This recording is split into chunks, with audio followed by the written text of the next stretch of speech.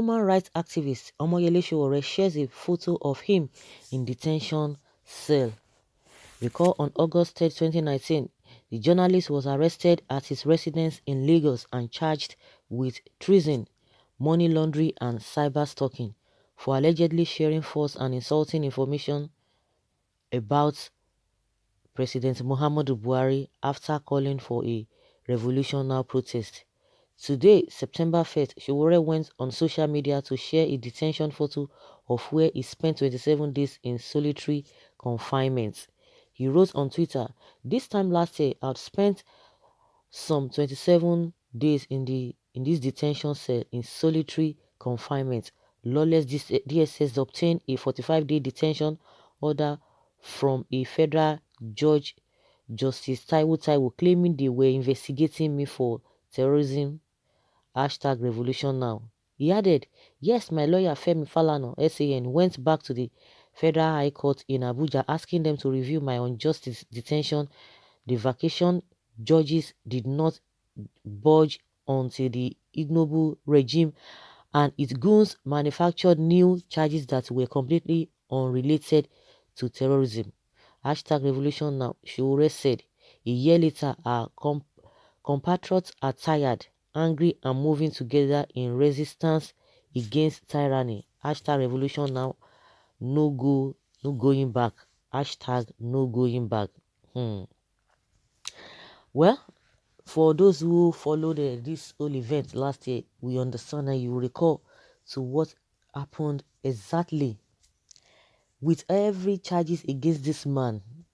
Can't we see that government maybe at all levels they do lie, because if they feel that you are becoming what do they call it, you are becoming tough on them. I think that's the best way to put it.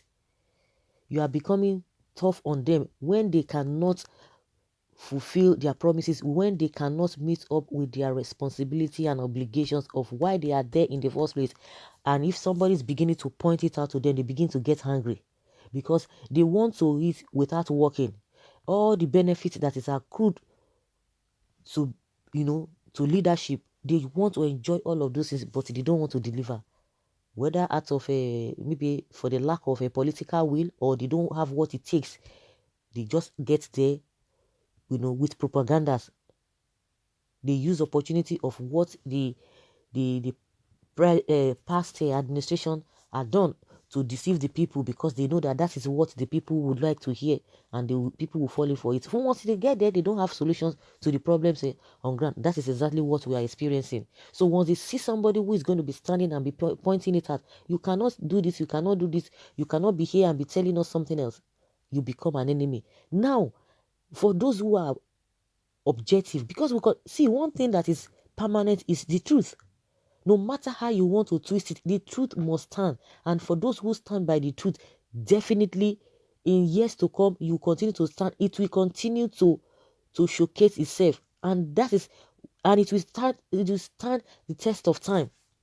With all this their back and forth.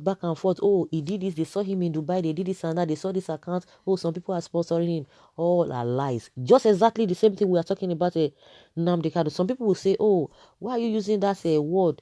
They prescribe what is it called? Them prescribe IPOP. I don't know why people should be bothered, because it's all lies. And I've said it. I don't know whether people don't even listen they don't listen to our analysis. You say, oh, IPOP, they are terrorist group. It's all lies. It's even the deaf, even the blind can see that these are lies. Even the enemies, they know that they are telling lies. Even those who are saying it, they know they are telling lies. How can you tell me somebody's a terrorist and the person is moving from places to places? What are we talking about? Who is deceiving who? We should be objective. Who is deceiving who? How can you name some people terrorists and yet they don't even have a pin? They don't even do you have time for this and you are telling them no. So in my opinion, most of the IPOP members who are always angry that they say prescribe, you don't need to bother yourself, because that is lying. Everybody knows it. How can you tell me Nnamdi Kanu is a terrorist and is going up and down? And I've been saying this since last year, time without number. How can you say this man is this and yet he's moving freely? Can you say the same thing with other people who will know that that is what they stand for? So Biafrans, just chill. Whether somebody make mention it, they just say it. Even the government that says it knows it's a lie. It is not true. The same thing they told us, oh, Sowore, some people were sponsoring him. Oh, they just changed the narratives. They changed the whole thing. They twisted it. They said, oh, because he could not win election, he wanted to use people so that he will unseat the sitting government. Oh, because he couldn't get enough votes. Oh, he's forming coup or whatever. And I asked the question, somebody who wants to unseat a government through the back door, you now go and announce it. But that being said, all the allegations levied against him now, why, if really they are sure, don't forget that Falana said they have no case. They don't have case because they've they've thrown all of those allegations because they can't stand. They know that those are not the true situation. Now they are just keeping the guy so that the guy. But thank God, recently, you know, if you take down one person, believe you me, or if you think you can take down one person, believe you me, the person must have replicated himself or herself in other people. Even with all the restriction that he should not move here, he should not live here, did he not? Even when it came to time to go on protest, did they not come out? They still came out. They still came out. Are you hearing anybody? People are now beginning to use that word, revolution, revolution. We know that the revolution we are talking about, if you say, please, I don't want to eat today, it's revolution. You are revolting that you don't want to do something. They try to twist it, and some people, up to now, some people who are not objective, they will tell you, oh, how can he be using that word? That word is a strong word for what? Excuse me. When somebody said stealing is not all about corruption, that stealing is not the only thing that you see corruption. There corruption. We see corruption manifesting in many ways. Nepotism is corruption. Once you do something that is not right, it's corruption. You steal, it's corruption. You do this, what is wrong, it's corruption. So it's still the same thing. And some people just said the whole thing. Oh, how can he use the word? Up to today now, all of you that are saying Sowore use that word. At the end of the day, you know that courts said they cannot, that's a revolution they are using against them. They even told the court to pay one of the people who or one of the people in the group of this hashtag revolution, that the government should pay them, that they were exercising their rights by protesting. It's just a mere protest. That was how the court interpreted it. And nobody could say anything. But so those who have already believed in what they want to believe, they don't want to go back. You can't say revolution and you announce it to everybody. Yeah, come on, we want to go and unseat.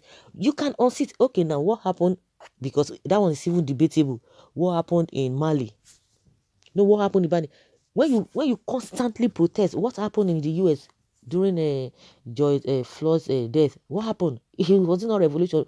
People stood on what they believe. But that being said, now up till now, we are in September. This man has been released since December last year. Up till now, why is it that they cannot throw Omoyele Sowore into jail? Why have they not jailed him if they have all the evidences? You see that they don't have, Falana has said it and it is playing out. What will take them, somebody who has committed such an offense according to them,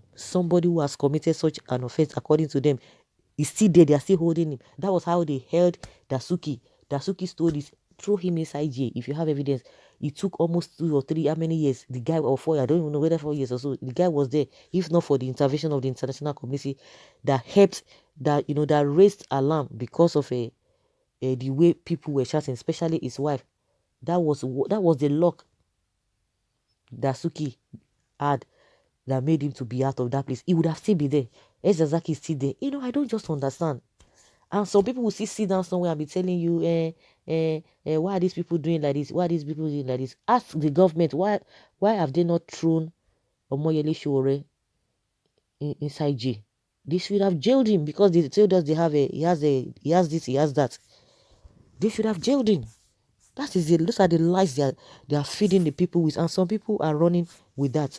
So guys, let's hear your opinion. For as many that followed what happened last year, you will know that this guy went through a lot of things, and yet a lot of people do not even appreciate what he did, and they are still suffering. The suffering is still there. It's not as if things have changed for the better. So guys, leave your comment below and let us have your take.